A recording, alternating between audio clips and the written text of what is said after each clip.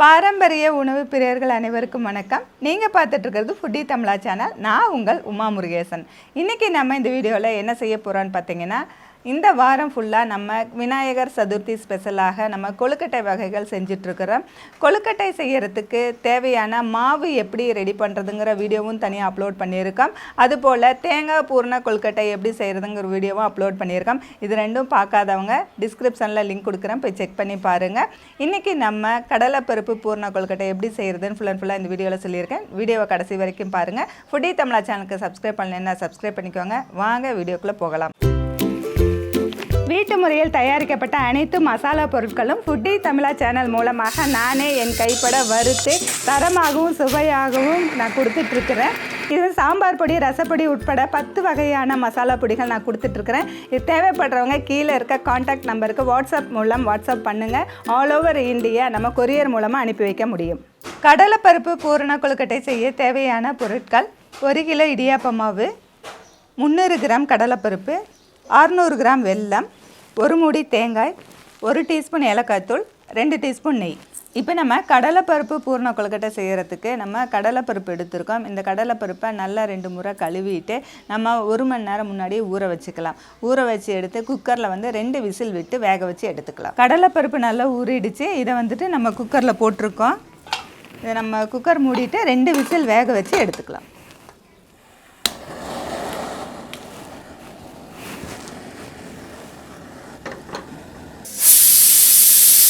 கடலைப்பருப்பு 2 விசில் வந்துருச்சு. நம்ம அடுப்பு ஆஃப் பண்ணியாச்சு. அடுத்தது பார்த்திங்கன்னா 1 மூடி தேங்காய் எடுத்து வச்சுருக்கோம். இதை திருவி எடுத்துக்கலாம்.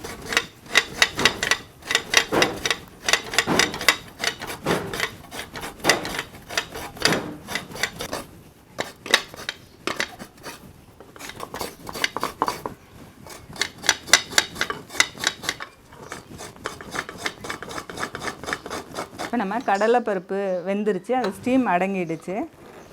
நம்ம ஓப்பன் பண்ணிவிட்டு கடலைப்பருப்பில் இருக்க தண்ணியை நம்ம வடித்து எடுத்துக்கலாம். அதனால் இப்படி ஒரு ஜல்லடையில் போட்டுடலாம். கடலைப்பருப்பு பாருங்கள், இப்படி எடுத்து நசுக்கினோம்னாவே நல்லா வெந்துருச்சு. தண்ணி வடிச்சிட்டோம். இப்போ இது கொஞ்சம் நேரம் ஆறட்டும். அதுங்களாட்டி நம்ம வெல்லம் தட்டி நம்ம வெல்லத்தை கரைச்சி எடுத்துக்கலாம்.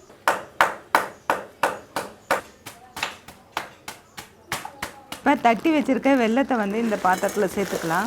வெல்லம் கரையிறதுக்காக நம்ம வெல்லம் மூழ்கிற அளவுக்கு தண்ணி சேர்த்துக்கலாம்.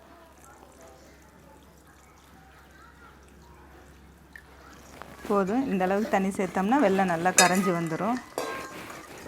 இந்த பருப்பு பூரணத்துக்கு நம்ம வெல்லம் சேர்த்துறனால வெல்லம் கரைச்சி நம்ம வடித்து எடுக்கிறோம்.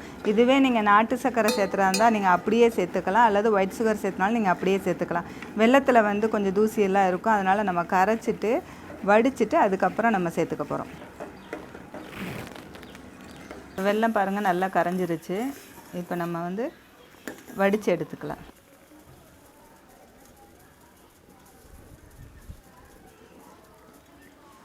இப்போ நம்ம வெல்லம் கரைச்சி நம்ம வடித்து எடுத்து வச்சுட்டோம். இந்த அடுப்பில் வச்சுருக்கோம்.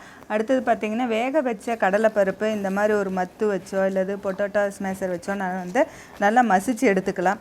அப்படி இல்லைன்னா நம்ம மிக்ஸி ஜாரில் கூட போட்டு நம்ம சுற்றிக்கலாம். நான் இப்போ நல்லா வெந்திருக்குது, லேசாக இப்படி மசிச்சு எடுத்துக்கிறேன்.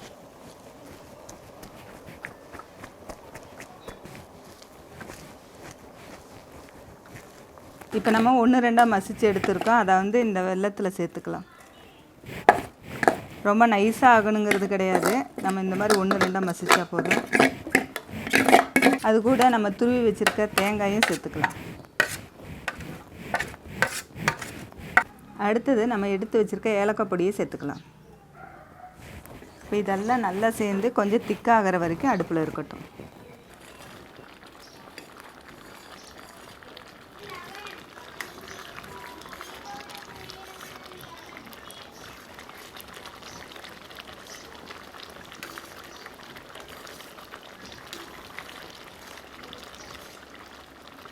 இப்போ இந்த அளவுக்கு திக்காயிடுச்சு. நம்ம இப்போ அடுப்பு ஆஃப் பண்ணிக்கலாம். ஏன்னா இது ஆறும் பொழுது இன்னும் கொஞ்சம் நம்ம கெட்டியாகும். ரொம்பவே ஃபஸ்ட்டே நம்ம கெட்டியாக எடுத்துட்டோம்னா அதுக்கு அடுத்து பார்த்திங்கன்னா ரொம்ப கடிக்கிற மாதிரி இருக்கும் அந்த இது. இப்போ இந்த மாதிரி இருக்கிற பதத்துலேயே நம்ம அடுப்பு ஆஃப் பண்ணிக்கலாம். இப்போ நம்ம இந்த கொழுக்கட்டை செய்கிறதுக்கு இந்த மாவு எடுத்துருக்கோம். இது இடியாப்ப மாவு தான் நம்ம எடுத்துருக்கோம். இந்த மாவில் இடியாப்பம் செய்யலாம், கொழுக்கட்டை செய்யலாம், இந்த மாதிரி எல்லாமே செஞ்சுக்க முடியும். இது நீங்கள் வீட்டில் பதப்படுத்தின மாவாக இருந்தாலும் பரவாயில்ல. அப்படி இல்லைன்னா கடையில் பார்த்தீங்கன்னா இடியாப்ப மாவு அல்லது கொழுக்கட்டை மாவுன்னு விற்கிறாங்க. நீங்கள் அதை வாங்கி கூட செஞ்சுக்கலாம். இந்த மாவு ஒவ்வொரு மாவுக்கும் ஒவ்வொரு அளவு தண்ணி தேவைப்படும். இப்போ இந்த மாவுக்கு பார்த்தீங்கன்னா 1 கப்பு, இது வந்து 3/4 கப்பு இருக்குது. இது வந்து 1/4 கப்பு தண்ணி சேர்த்துறேன். ஒவ்வொரு இதுக்கு வந்துட்டு 1.5 கப்பு தண்ணி வேணும், இல்லாட்டி 1 கப்பே போதுமானதாக இருக்கும். இப்போ நம்ம வந்து 1/4 கப்பு தண்ணி வந்து கொதிச்சிட்ருக்குது. கொதிச்ச தண்ணி நல்லா கொதிக்கணும். கொதிக்கிற தண்ணி தான் இந்த மாவில் ஊற்றி நல்லா பிசைஞ்சுக்க போகிறோம். இப்போ வந்து நம்ம பெரிய பாத்திரத்தில் போட்டுக்கலாம் இந்த மாவை. நம்ம கொதிக்கிற தண்ணியிலேயே நம்ம கொஞ்சமாக உப்பு சேர்த்துக்கலாம். ஏன்னா மேல் மாவு கொஞ்சம் உப்பு போட்டால் போதும். ரொம்ப உப்பு இருக்கணுங்கிறதுல லேசான உப்பு, இனிப்புக்காக டேஸ்ட் எடுத்து கொடுக்குங்கிறதுக்காக இந்த உப்பு சேர்த்துறோம். அடுத்து பார்த்திங்கன்னா எடுத்து வச்சுருக்க நெய்யை வந்து 2 ஸ்பூன் இதில் சேர்த்துக்கலாம். நம்ம இந்த தண்ணியிலே சேர்த்துருக்கோம். தண்ணி நல்லா கொதிச்சிருச்சு. நம்ம அடுப்பு ஆஃப் பண்ணிவிட்டு இந்த அளவுக்கு கொதிக்கிற தண்ணி ஊற்றி தான் மாவு பிசையணும். நமக்கு கொஞ்சம் கொஞ்சமாக சேர்த்து மாவு பிசையணும்.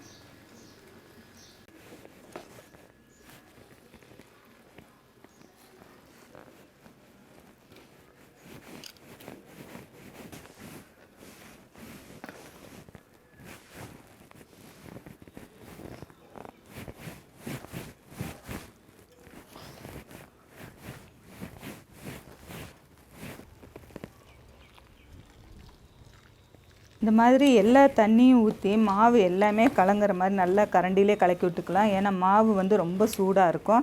நம்ம வந்து கை பொறுக்கிற சூடு வரைக்கும் ஆறட்டும். அதுக்கப்புறம் கையில் நல்லா பிசைஞ்சு எடுத்துக்கலாம். மாவு ரொம்ப அரியிடக்கூடாது. நம்ம கை பொறுக்கிற சூட்டில் பிசைஞ்சோம்னா தான் நல்லா பிசைய முடியும். சூடு ரொம்ப அரிடுச்சுனாலும் பிசைய முடியாது. அதனால் அந்த லைட்டாக சூடு இருக்கும்போதே நல்லா மாவு பிசைஞ்சிக்கலாம்.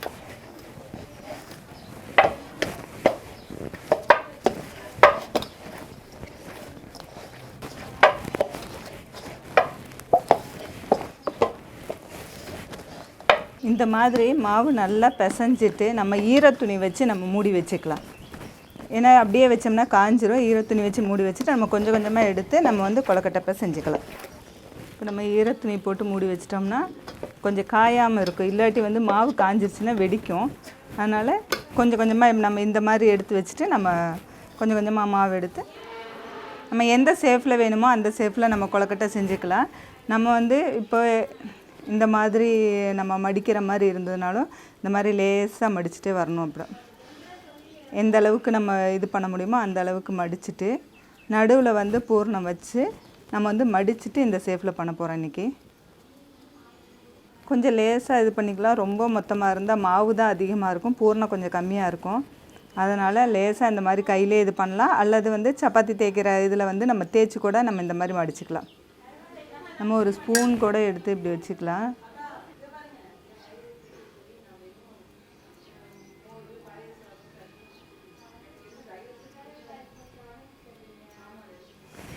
நம்ம இந்த மாதிரி வந்து பிடிச்சிக்கலாம். ஒவ்வொரு நம்ம எந்த ஷேப்பில் வேணுனாலும் இதை நம்ம பண்ணிக்கலாம்.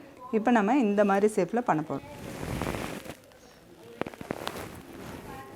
இப்போ நம்ம கையில் தேய்க்கிறதுனால தேய்க்கலாம். அப்படி இல்லாட்டி இந்த மாதிரி சப்பாத்தி தேய்க்கிறதுல வச்சு நம்ம கொஞ்சம் நல்லா பண்ணோம்னா நைஸாக வரும். கொஞ்சமாக ஆயில் அல்லது நெய் தடவிட்டு இதை தேய்ச்சி பாருங்கள். ரொம்பவே ஒரு மேடு பள்ளமாக இல்லாமல் ஒரே மாதிரி ஈவனாக வந்து அந்த மாவு கிடைக்கும் நமக்கு. இந்த மாதிரி கொஞ்சம் அப்படியே லேசாகவும் தேய்ச்சிக்கலாம். நம்ம மேல் மாவு வந்து ரொம்ப மொத்தமாக இல்லாமல் இந்த மாதிரி லேசாக வரும். இதை வந்துட்டு இந்த மாதிரி ஒரு அச்சில் வச்சுட்டு இது வந்து சோமாஸ் பண்ணுவாங்க. அந்த மாதிரி இப்போ கொழுக்கட்டைக்கு இந்த மாதிரி பண்ணலாம். அதில் நடுவில் பார்த்திங்கன்னா ஒரு ஸ்பூன் வந்து பூரணம் எடுத்து வச்சுட்டு இப்படியே நம்ம மடித்தோம்னா நம்ம எக்ஸ்ட்ரா இருக்க மாவை வந்து இப்படி எடுத்துடலாம். இதை நல்லா ப்ரெஸ் பண்ணோம்னா பாருங்கள் இந்த மாதிரி கிடைக்கும். இதை வந்து மெதுவாக அப்படியே எடுத்தோம்னா அப்படியே கையில் வந்துடும்.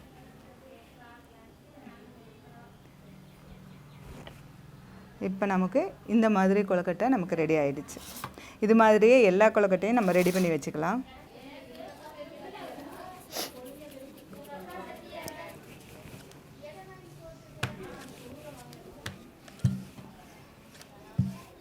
இப்படி மெதுவாக தேய்க்கணும், இல்லாட்டி கொஞ்சம் கட் ஆகும். இந்த மாதிரி லேசாக மெதுவாக தேய்ச்சிட்டு நம்ம இந்த இதில் எடுத்து வச்சுக்கலாம்.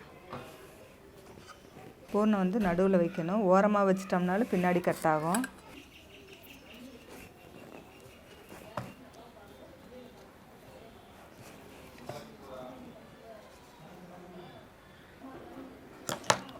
பார்த்திங்கன்னா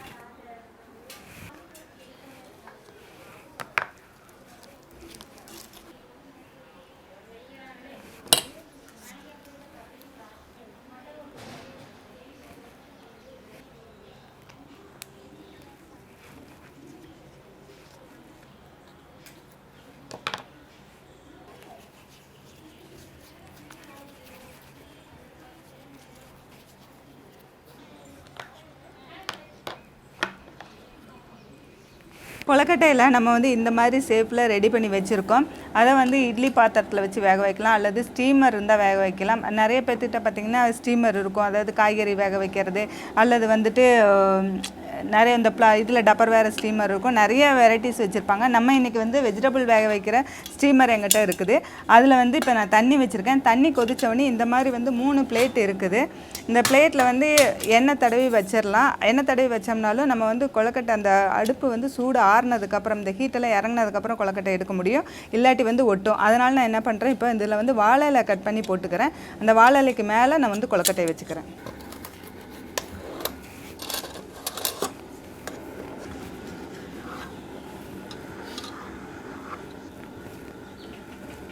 இந்த மாதிரி இலையை நம்ம வந்து உள்ளே வச்சிடலாம். உள்ளே வச்சுட்டு இப்போ இதில் வந்து இந்த கொழுக்கட்டையெல்லாம் வச்சிடலாம்.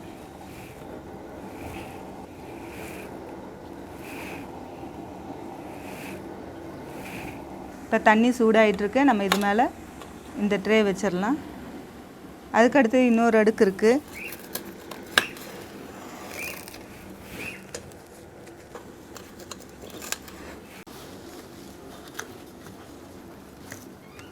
அதுக்கடுத்தது இது மேலே இது வச்சிடலாம். இதுலேயும் அந்த மாதிரி கொழுக்கட்டையெல்லாம் அடுக்கிக்கலாம்.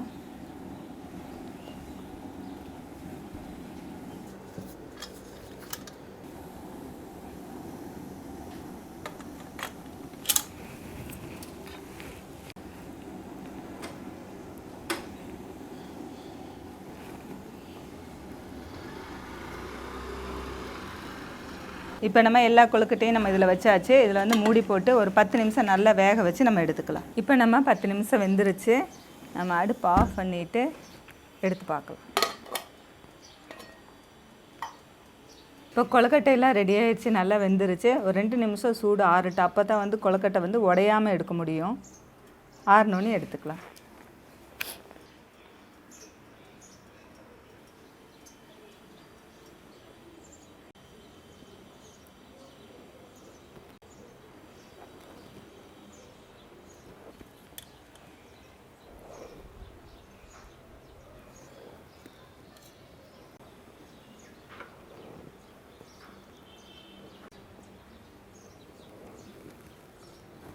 சூடு ஆறிடுச்சுன்னா நம்ம கையிலே எடுத்துக்க முடியும்.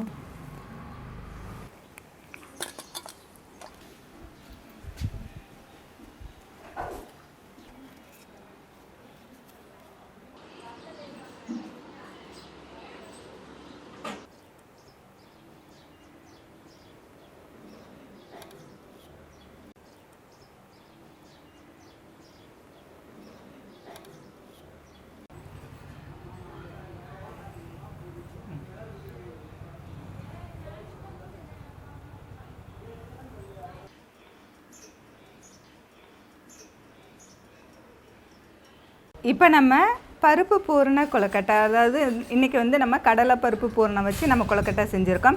கொழுக்கட்டையில் நிறைய வெரைட்டிஸ் நம்ம செய்யலாம். தேங்காய் பூரண கொழுக்கட்டை, பருப்பு பூரண கொழுக்கட்டை, எள்ளு பூரண கொழுக்கட்டை, இன்னும் நிறைய வெரைட்டிஸ் வச்சு நம்ம செய்யலாம்.